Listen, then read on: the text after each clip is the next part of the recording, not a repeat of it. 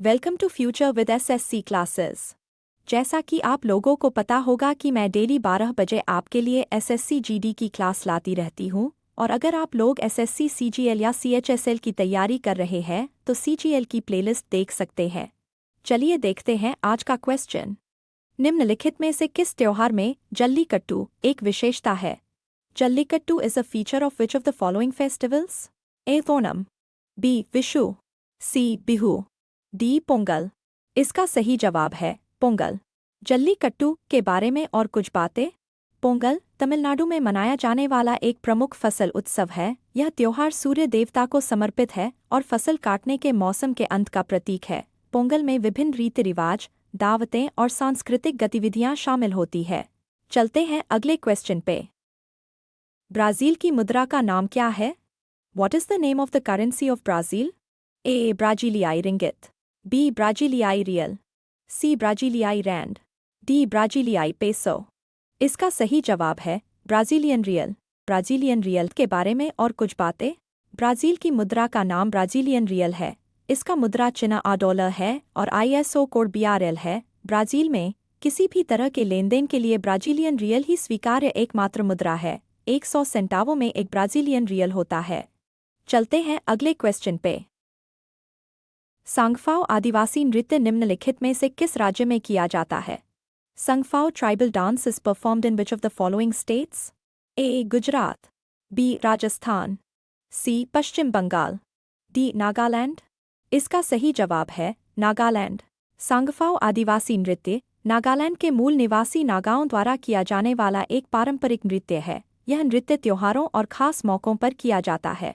संगफाओ नृत्य की खासियतें। यह नृत्य अपनी ऊर्जावान और जीवंत गतिविधियों के लिए जाना जाता है। इसमें लॉग ड्रम, बांस बांसुरी और गोंग जैसे वाद्य यंत्रों पर बजाया जाने वाला पारंपरिक संगीत शामिल है।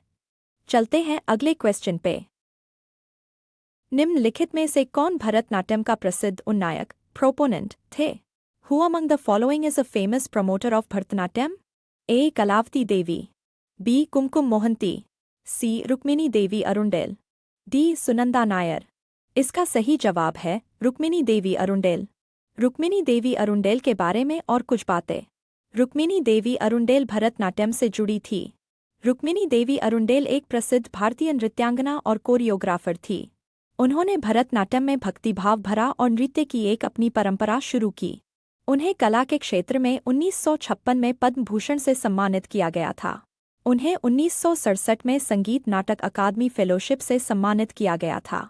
रुक्मिणी देवी राज्यसभा के लिए नामांकित पहली महिला थी। चलते हैं अगले क्वेश्चन पे। राष्ट्रपति ने कुल कितने लोगों को पद्म भूषण अवार्ड वर्ष 2024 दिए? To how many people did the president give Padma Bhushan award year 2024? A. 7, B. 9, C. 17, D. 20। इसका सही जवाब है 17। साल 2024 में राष्ट्रपति ने 17 लोगों को पद्म भूषण से सम्मानित किया था। यंग लियू, व्यापार और उद्योग, अश्विन बालचंद मेहता, चिकित्सा, सत्यव्रत मुखर्जी, मरणोपरांत, सार्वजनिक मामले, राम नाइक, सार्वजनिक मामले। इसके अलावा साल 2024 में 5 लोगों को पद्म विभूषण और 110 लोगों को पद्मश्री से सम्मानित किया गया था। कुल मिलाकर राष्ट्रपति ने साल 2024 में 132 लोगों को पद्म पुरस्कार से सम्मानित किया था। चलते हैं अगले क्वेश्चन पे। सर्वोदय शब्द का प्रयोग सर्वप्रथम निम्न में से किसके द्वारा किया गया था? The word Sarvodaya was first used by who among the following? A. Mahatma Gandhi, B. डॉ. राजेंद्र प्रसाद, सी. पंडित बाल गंगाधर तिलक, डी. विनोबा भावे। इसका सही जवाब है महात्मा गांधी। सर्वोदय शब्द के बारे में और कुछ बातें।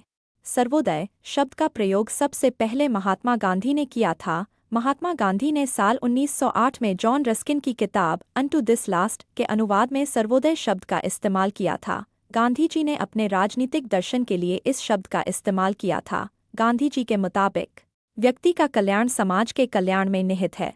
सर्वोदय शब्द का मतलब है सार्वभौमिक उत्थान या सभी की प्रगति। सर्वोदय एक सामासिक शब्द है जो सर्व और उदय के योग से बना है। गांधी जी के बाद विनोबा भावे ने सर्वोदय आंदोलन की शुरुआत की थी।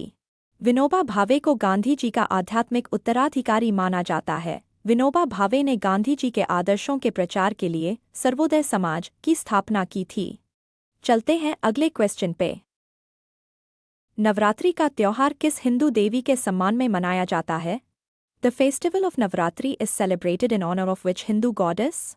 ए. Devi Savitri, B. Devi Durga, C. Devi Sita, D. Devi Radha. इसका सही जवाब है देवी दुर्गा। नवरात्रि का त्योहार देवी दुर्गा के सम्मान में मनाया जाता है। नवरात्रि के दौरान 9 दिनों तक देवी दुर्गा के 9 अलग अलग रूपों की पूजा की जाती है। नवरात्रि का पहला दिन मां शैलपुत्री की पूजा के लिए समर्पित होता है। नवरात्रि के दौरान देवी देवताओं की पूजा के साथ साथ अनुष्ठान भी किए जाते हैं। नवरात्रि के दौरान उपवास करने वाले लोग अनाज, मांस और शराब से परहेज करते हैं। नवरात्रि का त्योहार करुणा, साहस और ज्ञान जैसे गुणों को बढ़ावा देता है। नवरात्रि के दौरान गरबा जैसे नृत्य किए जाते हैं। नवरात्रि से जुड़ी कुछ और खास बातें। शरद ऋतु में मनाया जाने वाला नवरात्रि सबसे अहम होता है। चैत्र नवरात्रि को वसंत नवरात्रि भी कहा जाता है। चैत्र नवरात्रि को कश्मीरी पंडित नवरेह, महाराष्ट्र में गुड़ी पड़वा और आंध्र प्रदेश, तेलंगाना और कर्नाटक में उगादि कहा जाता है। चलते हैं अगले क्वेश्चन पे। निम्नलिखित में से कौन शुंग वंश के शासक थे? Who among the following was the ruler of the Shunga dynasty? A. Porus, B. Pushyamitra, C. Bindusara, D. Ashoka. इसका सही जवाब है पुष्यमित्र। शुंग वंश के बारे में और कुछ बातें। शुंग वंश के कुछ शासक ये रहे। पुष्यमित्र शुंग वंश के संस्थापक और पहले शासक थे। वे मौर्य साम्राज्य के अंतिम राजा बृहद्रथ के प्रमुख सेनापति थे। उन्होंने 185 ईसा पूर्व में बृहद्रथ की हत्या करके शुंग वंश की स्थापना की थी। अग्निमित्र शुंग पुष्यमित्र शुंग के पुत्र थे। वसुज्येष्ठ शुंग, इनका शासनकाल 141 ईसा पूर्व से 131 ईसा पूर्व तक रहा। वसुमित्र शुंग, इनका शासनकाल 131 ईसा पूर्व से 124 ईसा पूर्व तक रहा। देवभूति शुंग वंश के अंतिम शासक थे। उनकी हत्या उनके मंत्री वासुदेव ने की थी। शुंग वंश की राजधानी पाटलिपुत्र थी। हालांकि बाद में भागभद्र जैसे सम्राटों ने भी पूर्वी मालवा में बेसनगर में दरबार लगाया। चलते हैं अगले क्वेश्चन पे। भारत छोड़ो आंदोलन कब शुरू हुआ? When did the Quit India movement start? A. 1940, B. 1942, C. 1945, D. 1946। इसका सही जवाब है 8 अगस्त 1942। भारत छोड़ो आंदोलन के बारे में और कुछ बातें। भारत छोड़ो आंदोलन की शुरुआत 8 अगस्त 1942 को हुई थी। यह आंदोलन महात्मा गांधी ने अखिल भारतीय कांग्रेस कमेटी के बॉम्बे, अब मुंबई, अधिवेशन में शुरू किया था। इस आंदोलन को अगस्त क्रांति भी कहा जाता है। भारत छोड़ो आंदोलन के बारे में कुछ और बातें। इस आंदोलन का मकसद भारत से ब्रिटिश साम्राज्य को खत्म करना था। इस आंदोलन के दौरान महात्मा गांधी ने करो या मरो का नारा दिया था। आंदोलन की शुरुआत के अगले ही दिन यानी कि 9 अगस्त को अंग्रेजी सरकार ने सैकड़ों लोगों को गिरफ्तार कर लिया था। इस आंदोलन के दौरान गांधी जी भी गिरफ्तार हो गए थे। इस आंदोलन के दौरान कई लोग मारे गए थे। इस आंदोलन से तुरंत आज़ादी नहीं मिली, लेकिन कई सालों तक संघर्ष और वार्ताएं चली। कुछ राजनीतिक दलों और नेताओं ने इस आंदोलन का विरोध किया था। चलते हैं अगले क्वेश्चन पे। हर्षचरित निम्नलिखित में से किसके द्वारा लिखी गई थी? हर्षचारिता was written by which of the following? A. Kalidas, B. Banabhatta, C. Valmiki, D. व्यास। इसका सही जवाब है बाणभट्ट। हर्षचरित के बारे में और कुछ बातें। हर्षचरित को बाणभट्ट ने लिखा था। बाणभट्ट 7वीं शताब्दी के संस्कृत लेखक और कवि थे। वे हर्षवर्धन के दरबार में रहते थे। हर्षचरित भारतीय सम्राट हर्षवर्धन की जीवनी है। यह संस्कृत में लिखी गई पहली ऐतिहासिक जीवनी मानी जाती है। हर्षवर्धन वर्धन वंश के राजा थे। उन्होंने 606 ईस्वी से 647 ईस्वी तक उत्तर भारत पर शासन किया था। वे कन्नौज के राजा थे और 3 नाटकों के लेखक थे। चलते हैं अगले क्वेश्चन पे। हिंदू पौराणिक कथाओं के अनुसार गुड़ी पड़वा त्योहार में गुड़ी का क्या अर्थ है? What is the meaning of Gudi in Gudi Padwa festival according to Hindu mythology? A. सद्भाव का प्रतीक, B. विजय का प्रतीक, C. शांति का प्रतीक, D. शक्ति का प्रतीक। इसका सही जवाब है विजय का प्रतीक। हिंदू पौराणिक कथाओं के बारे में और कुछ बातें। हिंदू पौराणिक कथाओं के मुताबिक गुड़ी पड़वा के दिन गुड़ी का अर्थ है विजय प्रतीक। मान्यता है कि रामायण काल में चैत्र प्रतिपदा के दिन भगवान राम ने बाली का वध किया था और इसी दिन विजय पताका फहराई थी, इसलिए इस दिन घरों में विजय पताका फहराई जाती है। कुछ लोगों का मानना है कि गुड़ी ब्रह्मा के ध्वज का प्रतीक है। कुछ लोगों के लिए यह इंद्र के ध्वज का भी प्रतीक है। जो लोग इस त्योहार को भगवान राम की जीत से जोड़ते हैं, वे बुराई पर अच्छाई की जीत का प्रतीक गुड़ी को ऊंचा रखते हैं। चलते हैं अगले क्वेश्चन पे। किस राज्य सरकार ने पंचामृत योजना शुरू की? विच स्टेट गवर्नमेंट लॉन्च्ड पंचामृत योजना? ए. ओडिशा, बी. कर्नाटक, सी. उत्तर प्रदेश, डी. पश्चिम बंगाल। इसका सही जवाब है उत्तर प्रदेश। पंचामृत योजना के बारे में और कुछ बातें। उत्तर प्रदेश सरकार ने घोषणा की कि मुख्यमंत्री योगी आदित्यनाथ की पंचामृत योजना लागत प्रभावी तकनीकी उपायों के कार्यान्वयन और सहफसल को बढ़ावा देने के माध्यम से किसानों की आय को दोगुना करने में सहायता करेगी। चलते हैं अगले क्वेश्चन पे। शेरशाह का मकबरा भारत के किस राज्य स्थित है? In which state of India is Shershah's tomb located? A. Bihar, B. Punjab, C. Bengal, D. Uttar Pradesh. इसका सही जवाब है बिहार। शेर शाह सूरी का मकबरा भारत के बिहार राज्य के सासाराम में है। यह मकबरा बिहार के पठान सम्राट शेर शाह सूरी की याद में बनवाया गया था। शेर शाह सूरी ने मुगल साम्राज्य को हराकर उत्तरी भारत में सूरी साम्राज्य की स्थापना की थी। शेर शाह सूरी के मकबरे के बारे में कुछ बातें। यह मकबरा इंडो इस्लामिक वास्तुकला का एक बेहतरीन उदाहरण है। इसे वास्तुकार मीर मोहम्मद अलीवाल खान ने डिज़ाइन किया था। यह मकबरा बलुआ पत्थर से बना है और इसकी ऊंचाई 122 फुट है। यह मकबरा एक कृत्रिम झील के बीच में बना है। इसे भारत का दूसरा ताजमहल भी कहा जाता है। यह मकबरा शेर शाह के जीवनकाल के साथ साथ उनके बेटे इस्लाम शाह के शासनकाल के दौरान भी बनाया गया था। यह मकबरा 16 अगस्त 1545 को बनकर तैयार हुआ था। यह मकबरा राष्ट्रीय महत्व के स्मारक के रूप में सूचीबद्ध है। चलते हैं अगले क्वेश्चन पे। 1905 में बंगाल के विभाजन का आदेश किसके द्वारा दिया गया था? The partition of Bengal in 1905 was ordered by whom? A. Lord Curzon, B. Lord Macaulay, C. Lord Linlithgow, D. Lord Mountbatten. इसका सही जवाब है लॉर्ड कर्जन। बंगाल के विभाजन के बारे में और कुछ बातें। साल 1905 में बंगाल के विभाजन का आदेश भारत के तत्कालीन वायसराय लॉर्ड कर्जन ने दिया था। लॉर्ड कर्जन ने 19 जुलाई 1905 को बंगाल विभाजन की घोषणा की थी।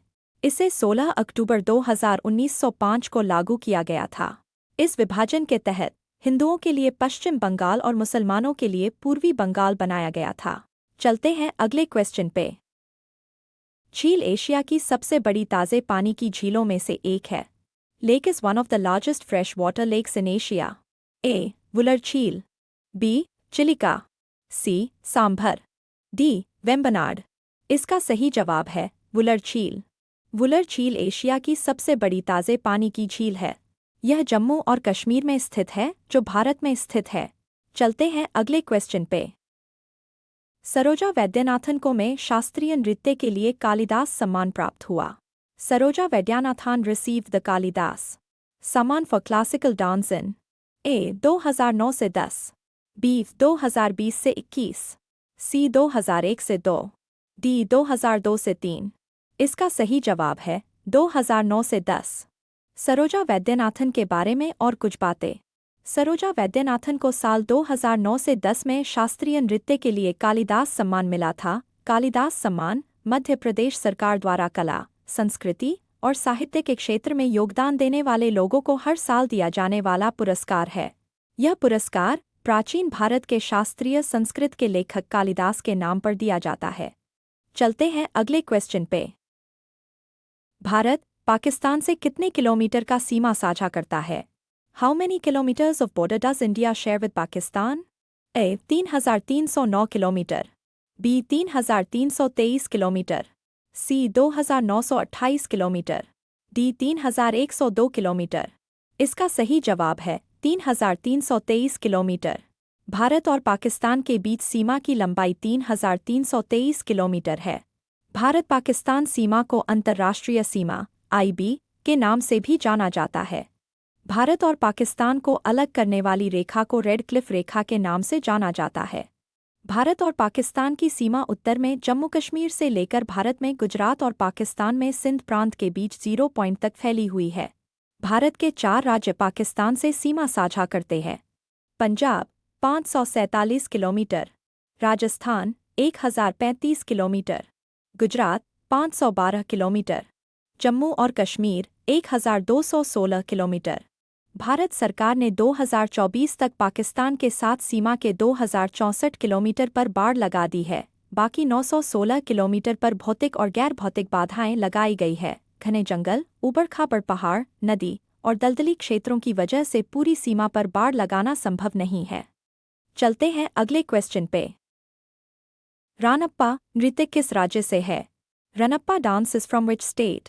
ए. Odisha, B. Kerala, C. Punjab, D. Tamil Nadu. इसका सही जवाब है ओडिशा। चलते हैं अगले क्वेश्चन पे। पृथ्वी का सबसे निकटतम तारा है। The nearest star to the earth is A. Sirius, B. Alpha centauri, C. Surya, D. Proxima centauri. इसका सही जवाब है प्रेक्सिमा सेंटारी। प्रेक्सिमा सेंटारी के बारे में और कुछ बातें। पृथ्वी का सबसे नज़दीकी तारा प्रॉक्सिमा सेंटोरी है। यह सूर्य के बाद पृथ्वी का सबसे नज़दीकी तारा है। यह पृथ्वी से करीब 4.24 प्रकाश वर्ष दूर है। यह नतुरंग तारामंडल में स्थित एक लाल बौना तारा है। यह इतना छोटा है कि इसे बिना दूरबीन के नहीं देखा जा सकता। प्रॉक्सिमा सेंटोरी पृथ्वी के सबसे नज़दीकी ग्रह प्रणाली का हिस्सा है। इस तारे की परिक्रमा करने वाले 3 ग्रहों की पुष्टि की गई है। चलते हैं अगले क्वेश्चन पे। 281 एंड बियॉन्ड किस दिग्गज क्रिकेटर की आत्मकथा है? 281 and beyond is the autobiography of which legendary cricketer? A. Kapil Dev, B. VVS Laxman, C. Sourav Ganguly, D. Ajinkya Rahane. इसका सही जवाब है वीवीएस लक्ष्मण। 281 एंड बियॉन्ड के बारे में और कुछ बातें। 281 एंड बियॉन्ड पूर्व भारतीय क्रिकेटर वीवीएस लक्ष्मण की आत्मकथा है। इस किताब का सहलेखन खेल पत्रकार आर कौशिक ने किया है। वेस्टलैंड स्पोर्ट ने साल 2018 में इसे प्रकाशित किया था। इस किताब में लक्ष्मण के क्रिकेट करियर, निजी जिंदगी और मैदान के अंदर बाहर की चुनौतियों के बारे में बताया गया है। किताब का नाम साल 2001 में ईडन गार्डन्स में ऑस्ट्रेलिया के खिलाफ लक्ष्मण की 281 रनों की पारी से प्रेरित है। यह पारी टेस्ट क्रिकेट के इतिहास में सबसे बड़ी वापसियों में से एक है। लक्ष्मण ने अंतर्राष्ट्रीय क्रिकेट से संन्यास लेने के बाद से ही अपनी आत्मकथा लिखना चाहते थे। चलते हैं अगले क्वेश्चन पे। बॉर्डर गावस्कर ट्रॉफी के बीच खेली जाती है। The Border Gavaskar trophy is played between A. Bharat और ऑस्ट्रेलिया, बी. भारत और न्यूजीलैंड, सी. भारत और पाकिस्तान, डी. भारत और इंग्लैंड।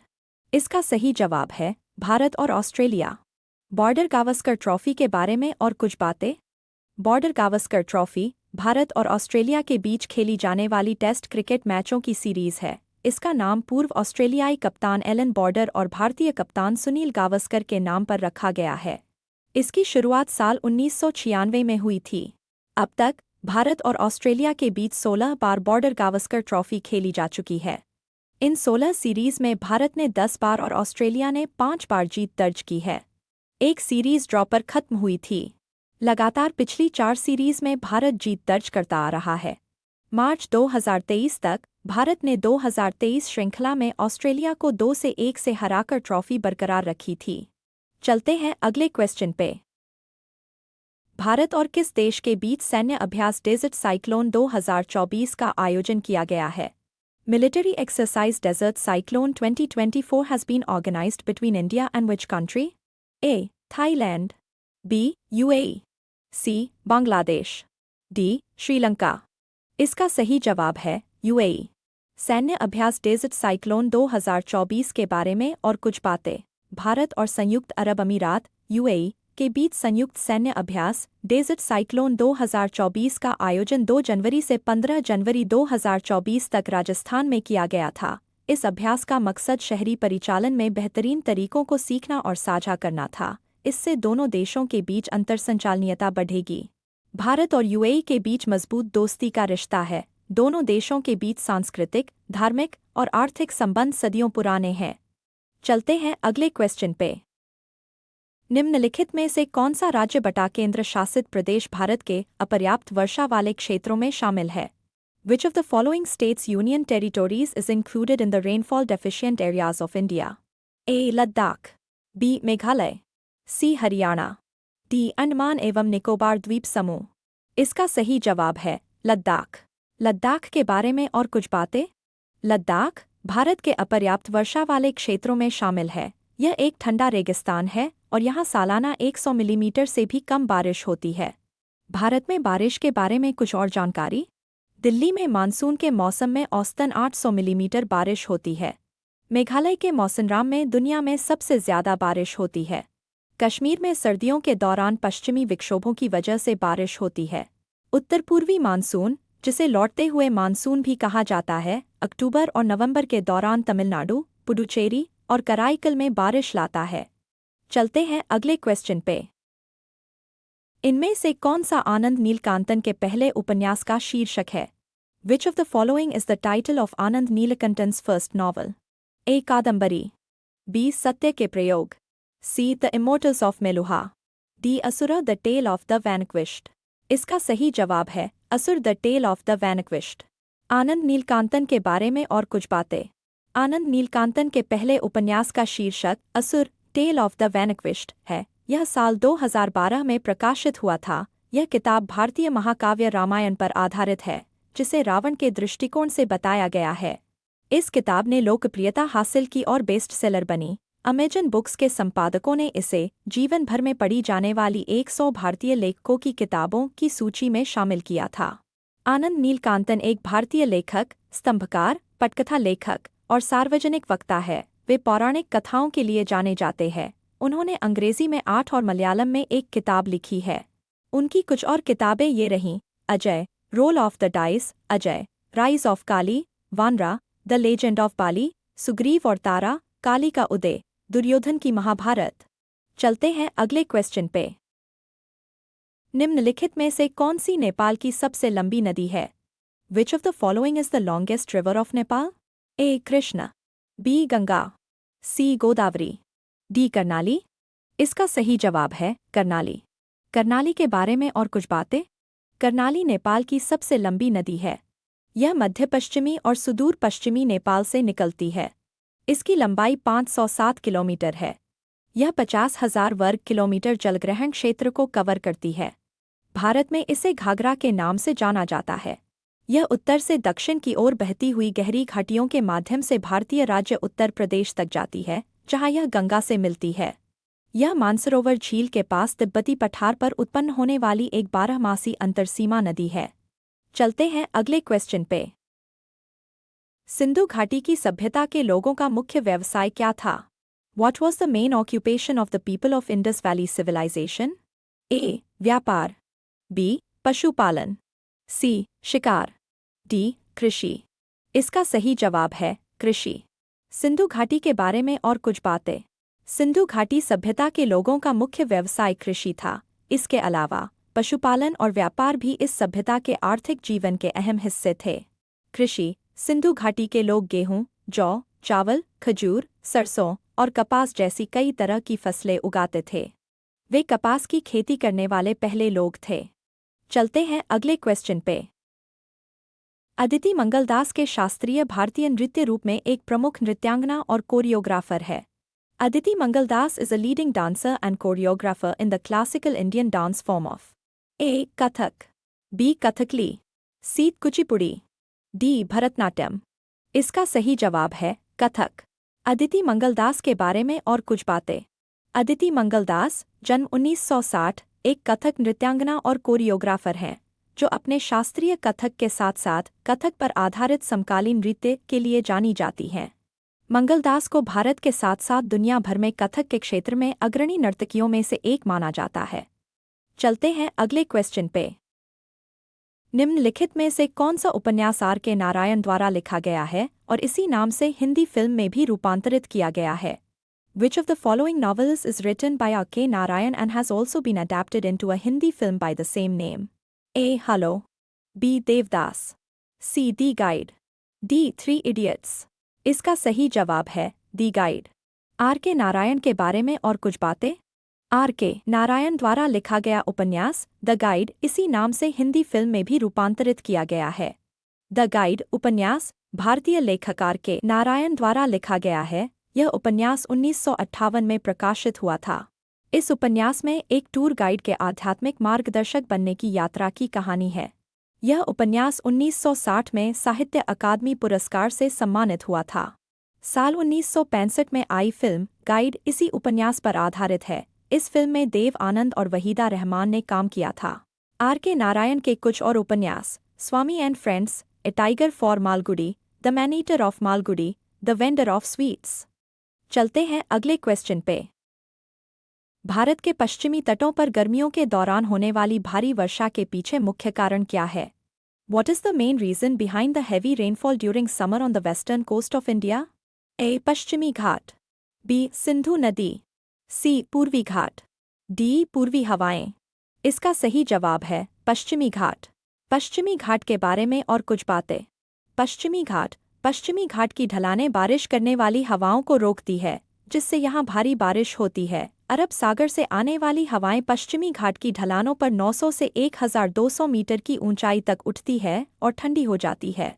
इससे पश्चिमी घाट के पवन पक्ष की ओर 250 सेंटीमीटर से 400 सेंटीमीटर तक की भारी बारिश होती है। चलते हैं अगले क्वेश्चन पे। आर्य समाज की स्थापना किस स्थान पर हुई थी? At which place was the Arya Samaj founded? A. Bombay, B. Lahore, C. Calcutta, D. Madras. इसका सही जवाब है बम्बई। आर्य समाज के बारे में और कुछ बातें। इतिहास दयानंद सरस्वती ने 10 अप्रैल सन 1875 को मुंबई में आर्य समाज की स्थापना की थी। इससे पूर्व उन्होंने 6 या 7 सितंबर 1872 को वर्तमान बिहार प्रदेश के आरा स्थान पर आगमन पर भी वहां आर्य समाज स्थापित किया था। आज के लिए इतना ही। मैं मिलूंगी न्यू वीडियो में न्यू क्वेश्चन के साथ। तब तक के लिए आप अपना तैयारी करते रहिए। Thanks for watching.